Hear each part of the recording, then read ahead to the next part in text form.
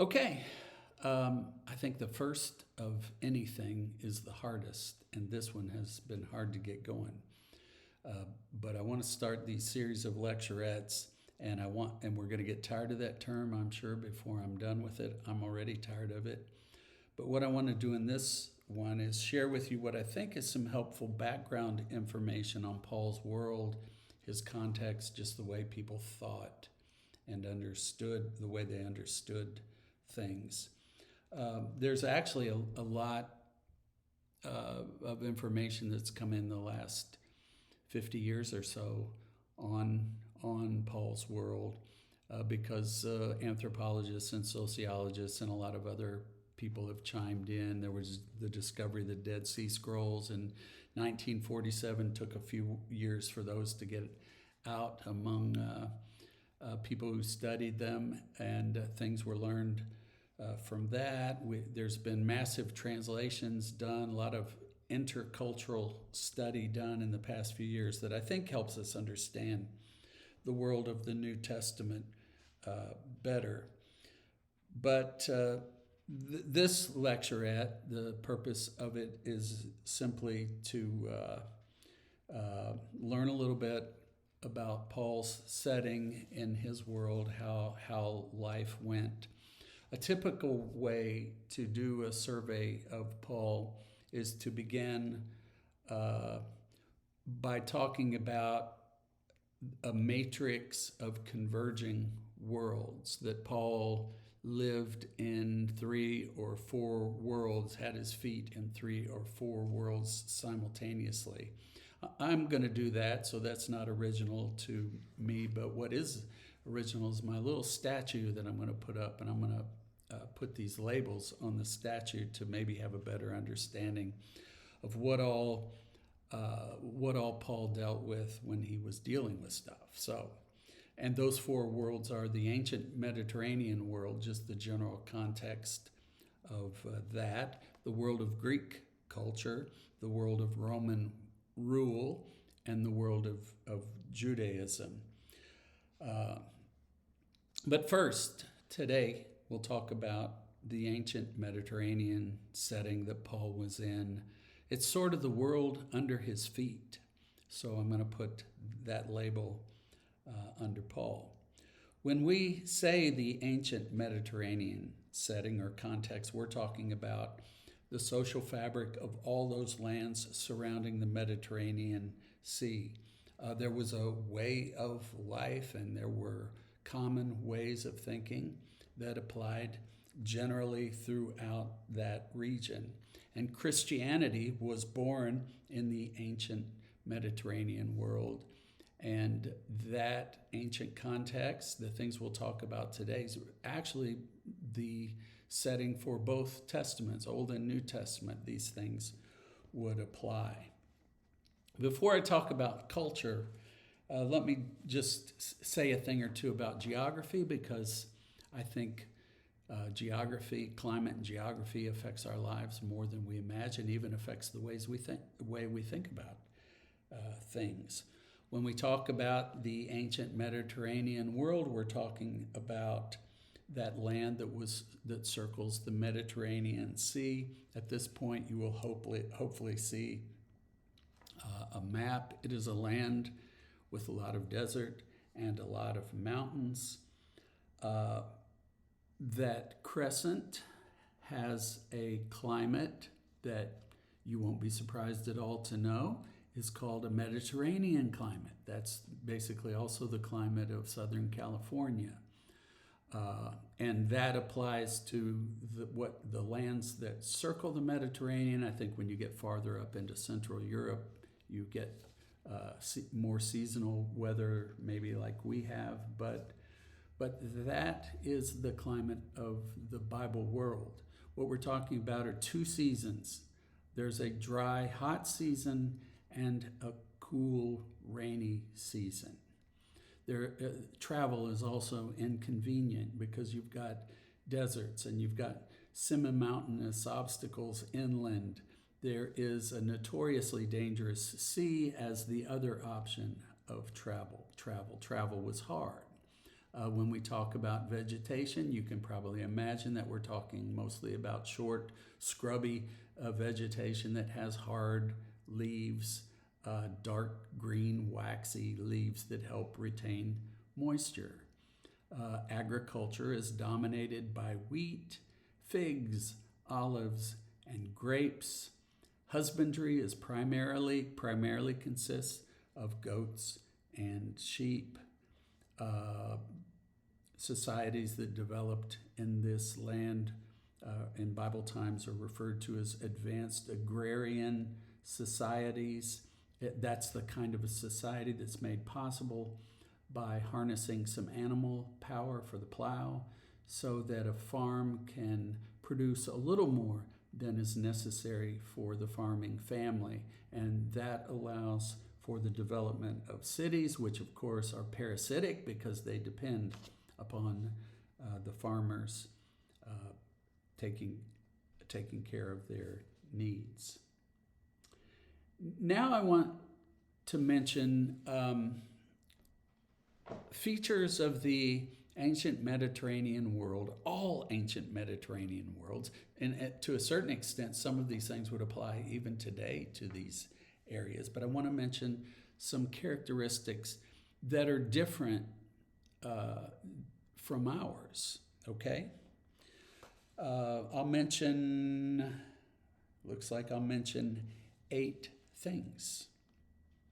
Number 1, all ancient Mediterranean societies were collectivist societies. There was a collectivist conscience, which meant that your identity was connected to the group that you were a part of. If you ask somebody in our culture, very individualistic society, tell me a little bit about yourself, they're going to tell you about achievements, about education, their job, stuff like that. If you ask somebody in the ancient Mediterranean world, tell me a little bit about yourself, they're not going to say, well, I like to bowl. They're going to tell you what group they're in, what their family name is, what strata of society they fit in. And identity was a collectivist identity. Number 2, all ancient Mediterranean societies, and in that part of the world it still pertains today to a certain extent, but they're all shame-honor societies.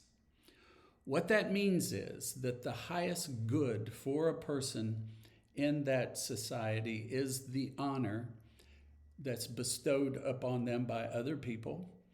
And the worst thing that can happen to you is the shame that comes from other people.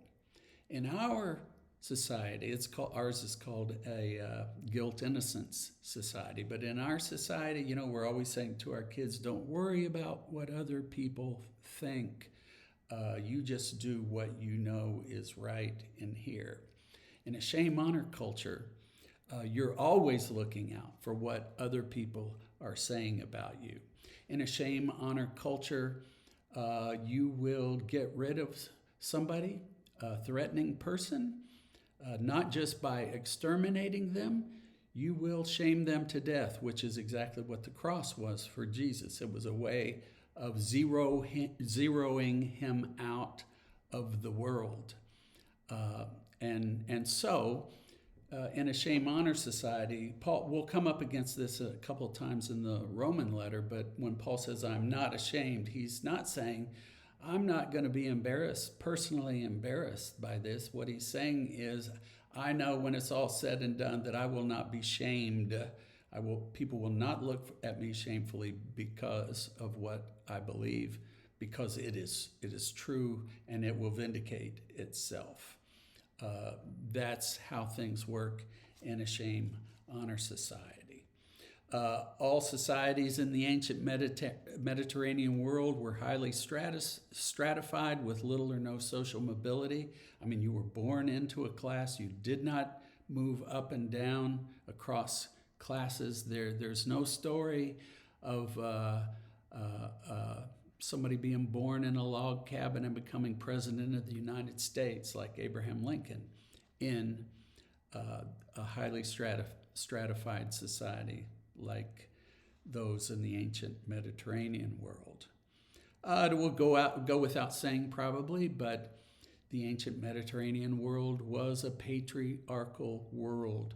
All females were embedded in males above them.